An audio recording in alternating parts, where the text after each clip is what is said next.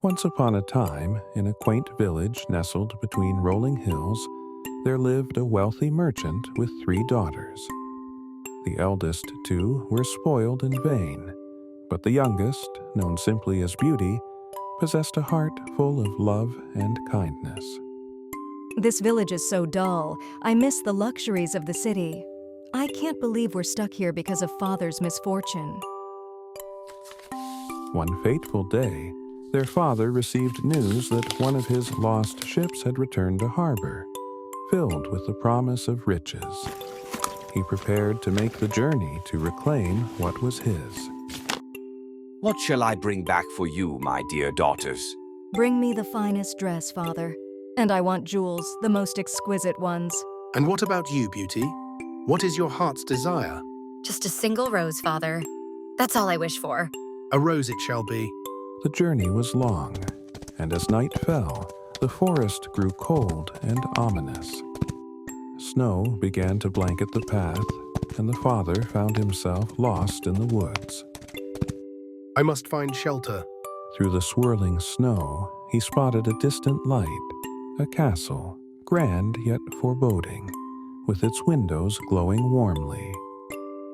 Inside the castle, the father found a feast laid out as if prepared for him. The fire roared in the hearth, and fresh clothes awaited him, but not a soul was in sight. Surely this is the work of a kind spirit. I must thank them. He hesitates, but then sits down to eat, grateful for the hospitality. As dawn broke, the father prepared to leave. On his way out, he noticed a beautiful rose garden and remembered his promise to Beauty. The father walks through the garden, admiring the roses covered in morning dew. He gently picks one, its petals soft and vibrant. At least I can bring Beauty her wish.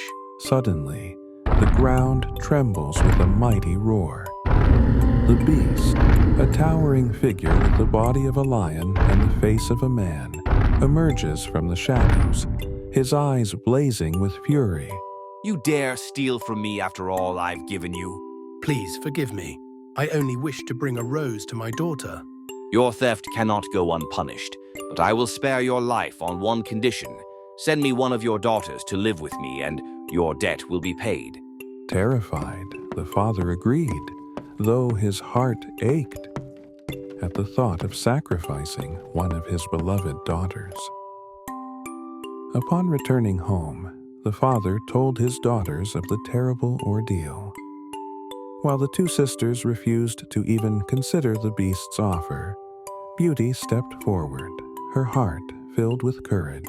Father, I will go to the beast. It is the only way to save you. Let her go. It's her fault for asking for the rose in the first place. And so, with a heavy heart, the father took Beauty to the beast's castle, where her fate would be decided. The castle was as magnificent as before, but now it held a sense of dread. Beauty and her father sat at the grand table, fear gripping their hearts.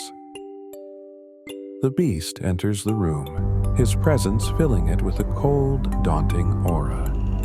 Beauty trembles, but stands firm, her eyes meeting his. Did you come here of your own free will? Yes, I did. Then your father will leave in the morning and never return.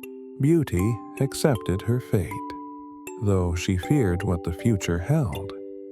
But as the days passed, she began to see beyond the beast's terrifying exterior. In the castle, Beauty discovered a room filled with roses, books, and music, a sanctuary that seemed made just for her. Beauty enters the room, her eyes widening in wonder. She runs her fingers over the petals of the roses, a smile spreading across her face. Perhaps he is not as terrible as he seems. Every evening, the beast dined with Beauty, treating her with kindness and respect. Yet each night he would ask the same question. Beauty, will you marry me? No, beast, I cannot. Though she refused his proposal, Beauty found herself growing fond of the Beast, seeing the goodness in his heart. One day, Beauty discovered a magic mirror that showed her father, ill and in need of her care. Her heart ached with longing to return home. Please, let me go to my father. He needs me. You may go, Beauty. But remember, if you do not return, I will die of a broken heart. The Beast handed her a magic ring, with the promise that it would bring her back whenever she wished. Beauty returned home, bringing joy and life back to her ailing father. But her sisters, driven by jealousy, plotted to keep her there, hoping the Beast would take his revenge. Don't leave us, Beauty. Stay just one more week. Torn between love and duty, Beauty stayed, but her heart grew heavy with the absence of the Beast. One night, Beauty dreamed of the Beast, lying lifeless in the castle garden. Guilt and fear flooded her heart, and she knew she had to return. She awoke in the castle and ran to the garden, where the Beast lay as if in death. Tears streamed down her face as she cradled his head in her arms. Beauty kneels beside the Beast, her tears falling onto his fur. His eyes flutter open, and he speaks in a weak voice. I thought you wouldn't come back, but now I can die in peace. No, Beast, I love you. I will marry you. At her words, the air around them shimmered with magic. The Beast transformed into a handsome prince, his curse lifted by her love. The castle, once dark and gloomy, burst into light and color. Beauty gazed at the prince who stood before her, his eyes filled with gratitude and love. Thank you, Beauty. You have broken the curse with your love and kindness. Together, they returned to Beauty's village, where they shared their happiness and fortune with all. The village celebrated with a grand feast, and the roses in the garden bloomed brighter than ever before. And so, Beauty and the prince lived happily ever after, their love a beacon of hope and joy for all who knew them.